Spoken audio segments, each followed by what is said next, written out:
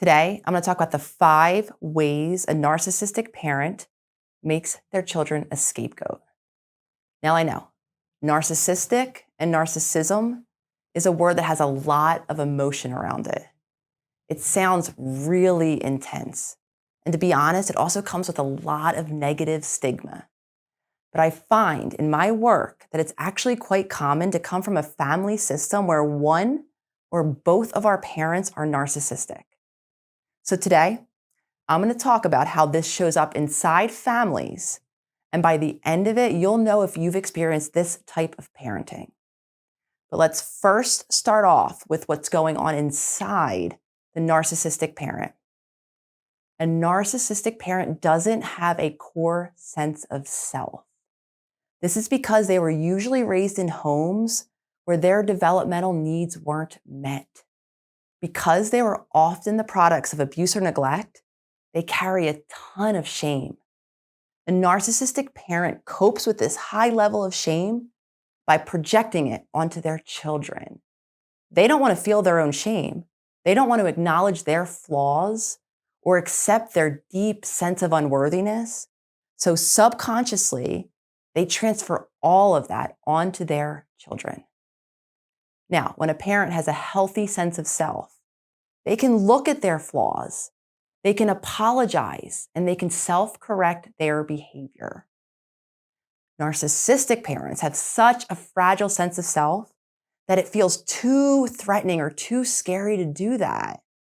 And one of the main ways that they deal with their shame that they always feel in their body is to project it onto their child, who becomes the scapegoat. Now, there can be one or multiple people who become a scapegoat in one family. The scapegoat serves as the parent's release from their own shame. So now let's explore the 5 ways narcissistic parents project their own shame onto the scapegoat child. The first way is through chronic criticism. Sometimes the criticism can be really direct. They can say something like, "You're just not good at this," or, "Ooh, you look too big to wear that outfit." And sometimes it can be much more subtle. They may make statements like, "You're so weird," or "You care about the strangest things," or maybe, "I don't remember having friends like you do." Ultimately, their criticism creates a feeling in you that you're to blame or that something isn't right within you. Now, this isn't true. This is actually your parent projecting their own beliefs about themselves onto you. The second way a narcissistic parent projects their own shame onto a scapegoat child is through reality manipulation. Now, this can come in many forms, but ultimately, the parent denies reality, changes reality completely, or they bend it to fit their own narrative. A common example is maybe you heard in childhood, "Dad screamed or hit you because you don't listen." Or maybe your mom was drunk and your dad said something like, "Mom's just tired." Or maybe you might have heard, "Everything was peaceful before you came." Or even, "That's not how it actually happened. You have a bad memory." Now, when we're growing up, in order to get a clear perception, we count on our parent figures to accurately mirror reality back to us. That's how we learn how to trust ourselves and our own thinking. But a narcissistic parent doesn't want to feel any shame or any accountability for what's happening around them. They don't want to confront the deeper issues. So they're going to say things that actually create doubt in the child. So instead of saying, "Dad was wrong to lose his temper like that. A child should be protected and never physically abused in any way," it became you who made Dad do that.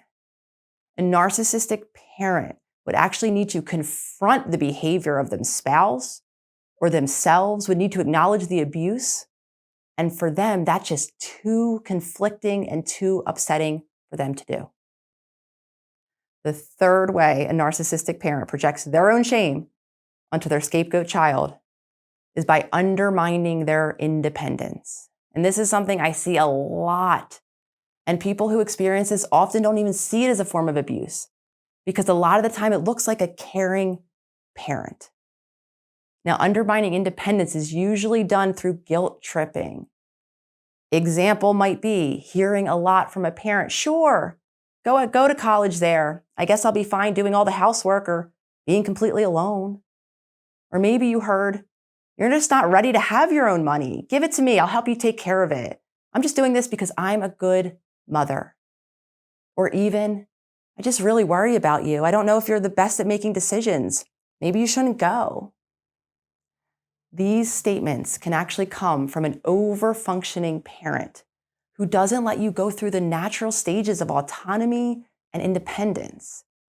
Maybe they never let you make an appointment for yourself, and they're still trying to do that into adulthood.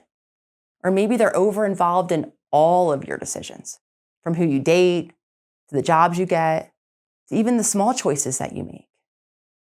Now, it's helpful to think about a narcissistic parent as being emotionally immature and underdeveloped. Within them is actually a deep fear of you gaining your own independence, your own life, and even your own relationships outside of them. So they create this undermining of your independence to keep you close and to make sure that they always have a hand in what you do, creating a situation where we struggle to trust ourselves or even to make good decisions for ourselves.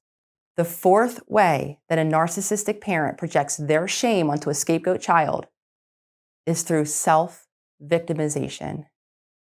Narcissistic parents will have one pattern throughout all of their behavior, and that pattern is they lack accountability or the ability to see the role that they play in any given situation. Instead, they're going to subconsciously twist all the situations and experiences to make themselves look like the person who was wronged. For example, they might blame everything on your other parent.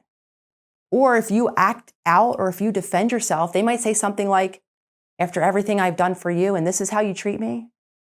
Or if you stand up for yourself, they might say, okay, fine, I won't bother you anymore and you'll miss me when I'm gone. Or maybe you do start to get some independence. They might end up saying something like, well, you're just too busy with your friends. Of course you don't need me anymore. What they're doing is they're hoping that they can get you to feel bad enough in order to comply with them so that they can keep their control over your decisions. They might even complain about their children to other people in order to gain sympathy as being the good parent with you, the bad child. Now, a healthy parent who is secure would be able to apologize, to see the perspective of their child. But a narcissistic parent has so much shame that all they can do is focus on getting other people to comply, often through blaming or guilting. The fifth way that a narcissistic parent projects their shame onto a scapegoat child is by hyper-focusing on perfectionism, on appearance, on how we look.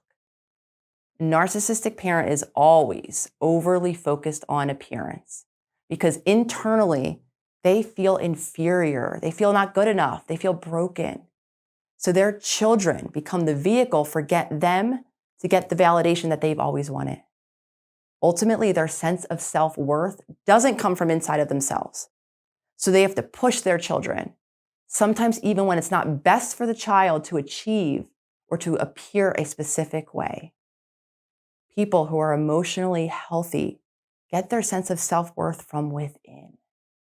So once you understand these different behaviors, hopefully you can begin to see that your parents' behavior was really more about them. The way they treated you wasn't really personal. It was more their issues with their lack of self-worth. Understanding this can be so validating. And when we start to heal, we can begin to take our life back into our own hands. I'd love to hear from you. If you resonate with any of these experiences, leave it in the comments below.